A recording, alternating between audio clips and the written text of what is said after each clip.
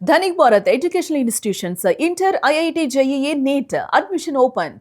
Qualifier 2 లో Gujarat Titans పై చెలరేగి ఆడింది రాజస్థాన్ రాయల్స్. నిర్ణీత 20 ఓవర్లలో 6 వికెట్లకు 214 పరుగులు చేసింది రాజస్థాన్. ఇక యంగ్ ప్లేయర్ వైభవ్ సూర్యవంశీ మెరుపు ఇన్నింగ్స్ ఆడాడని చెప్పాలి. సీజన్ లో వరుసగా 2వ సెంచరీని కూడా మిస్ చేసుకున్నాడు వైభవ్. 47 బంతుల్లో 96 పరుగులు చేసి అవుట్ అయ్యాడు. 8 4లు 7 సిక్సర్లతో రెచ్చిపోయి ఆడాడు వైభవ్. ఐపీఎల్ లో ఫాస్టెస్ట్ 1000 రన్స్ చేసినటువంటి ప్లేయర్ గా రికార్డు సృష్టించాడు. కీలక ఇన్నింగ్స్ ఆడాడు రవీంద్ర జడేజా. చివరి ఓవర్లలో ఫెరీరా చెలరేగి ఆడడంతో 200 పైచిలకు పరుగులు చేసింది. 11 బంతుల్లోనే 38 పరుగులు చేశాడు ఫెరీరా. గుజరాత్ టైటన్స్ టార్గెట్ 215 పరుగులుగా ఉంది. చూడాలి ఏ విధంగా ఉండబోతుంది అనేది. దీనికి సంబంధించి మరిన్ని అప్డేట్స్ స్పోర్ట్స్ అనలిస్ట్ వెంకట్ అందిస్తారు. వెంకట్, ఏ విధంగా చూడాలి దీనికి సంబంధించి? యాజ్ యూజువల్ గా ఏదైతే హోప్స్ పెట్టుకున్నారో ఆ హోప్స్ ని రీచ్ అయ్యాడనే చెప్పాలి. వైభవ్ సూర్యవంశీ విషయంలో గత మ్యాచ్ లో 97, ఈ మ్యాచ్ లో 96 త్రుటిలో చేజార్చుకున్నటువంటి పరిస్థితి. మొత్తం మీద మీరు అన్నట్టుగా 210 లేకపోతే 220 పరుగుల వరకు చేసేటువంటి అవకాశం ఉందన్నారు. 215 పరుగుల టార్గెట్ గుజరాత్ కి. సెకండ్ ఇన్నింగ్స్ ఏ విధంగా ఉండబోతోంది? అప్డేట్స్ ఏంటి? గుజరాత్ మీద రాజస్థాన్ చెలరేగి ఆడిందంటే కంటే కూడా వైభవ్ సూర్యవంశీ ఆడాడు అనేది అయితే మనం అర్థం చేసుకోవచ్చు. ఇక ముఖ్యంగా అతను అంటే తన సహజ ఆట తీరుని పక్కన పెట్టి ఈ రోజు ఆడినటువంటి ఇన్నింగ్స్ ఏదైతే ఉందో అది అద్భుతమని చెప్పుకోవాలి. ఎందుకనంటే అతను సాధారణంగా పవర్ ప్లేలో మాత్రమే పరుగులు చేస్తాడు అనేది ప్రధానంగా ఉన్నటువంటి విమర్శ. కానీ ఈ రోజు అంటే పిచ్ పరిస్థితిని అలాగే బౌలర్లను బట్టి అతను అర్థం చేసుకుని కాస్త స్లోగా ఆడేందుకు ప్రయత్నం చేయడం, అవకాశం దొరికినప్పుడు దూకుడుగా ఆడేటువంటి ప్రయత్నం చేయడం, ఇవన్నీ కూడా కాస్త మంచి పరిణామాలుగానే చెప్పుకోవచ్చు. అంటే వికెట్ కాపాడుకునేటువంటి ప్రయత్నం చేశాడు అనేది అయితే అర్థమవుతుంది. కానీ కొన్ని సందర్భాల్లో షాట్ల కోసం ప్రయత్నించడం అది అంటే ఆస్ట్రేలియా లాంటి మైదానాల్లో అయితే అది ఇబ్బంది అయ్యేది. కానీ ఇక్కడ కాబట్టి సరిపోయింది. కానీ ఓకే, పర్వాలేదు. ఏదైనా ఉన్నప్పటికీ కూడా సెంచరీ మిస్ చేసుకోవడం వరుసగా 2వసారి బాధాకరమైన విషయంగానే చెప్పుకోవచ్చు.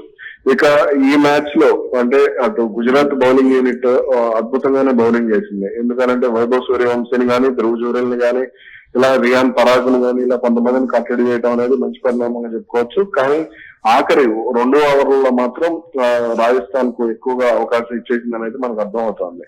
ఏదైనా ఉన్నప్పటికీ కూడా ఈ మ్యాచ్ విషయంలో కొంత అంటే రాజస్థాన్ దూకుడుగా బౌలింగ్ చేయగలిగితే, అంటే వాళ్ళ బౌలింగ్ యూనిట్ బలంగానే ఉంది కాబట్టి కొంత బౌలింగ్ యూనిట్ అయినా బలంగా బౌలింగ్ చేయగలిగితే మాత్రం అది అడ్వాంటేజ్ అయ్యేటువంటి ఛాన్స్ ఉంటుంది.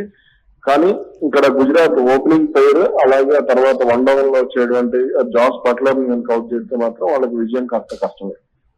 రైట్. అంటే సెకండ్ ఇన్నింగ్స్ ఏ విధంగా ఉండబోతోంది? గుజరాత్ బ్యాటింగ్ కి సంబంధించి చూస్తే ఆ లైనప్ విషయంలో కావచ్చు ఇతరత్ర, కానీ ఛాన్సెస్ ఎక్కువగా ఆర్ఆర్కే ఉన్నాయని రకరకాలుగా కూడా సోషల్ మీడియాలో వస్తున్నటువంటి వార్తలు.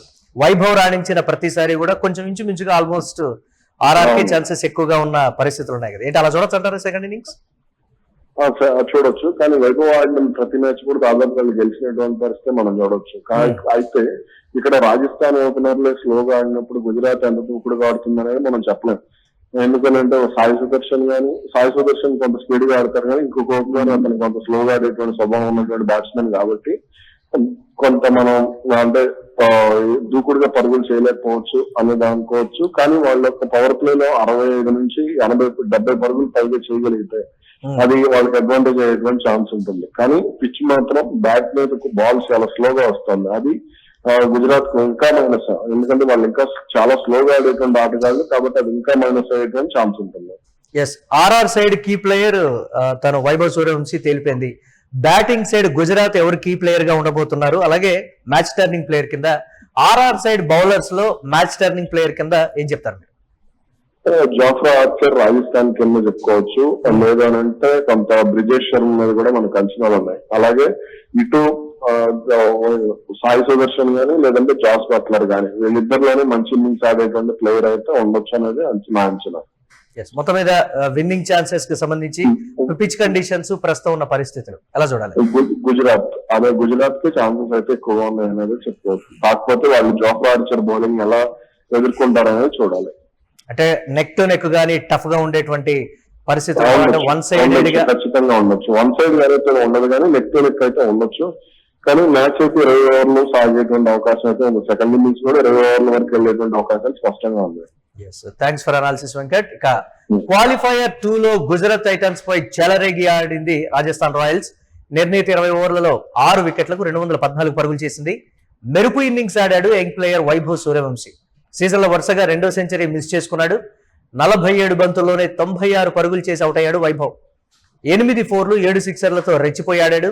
IPL లో ఫాస్టెస్ట్ 1000 రన్స్ చేసినటువంటి ప్లేయర్ గా రికార్డు నమోదు చేశాడు. ఇక రవీంద్ర జడేజా కూడా కీలక ఇన్నింగ్స్ ఆడాడని చెప్పాలి. చివరి ఓవర్లలో ఫెరీరా చెలరేగి ఆడాడు. 11 బంతుల్లోనే 38 పరుగులు చేశాడు ఫెరీరా. ఇక గుజరాత్ టైటన్స్ టార్గెట్ 215 పరుగులుగా ఉంది. చూడాలి ఏ విధంగా ఉండబోతుందనేది.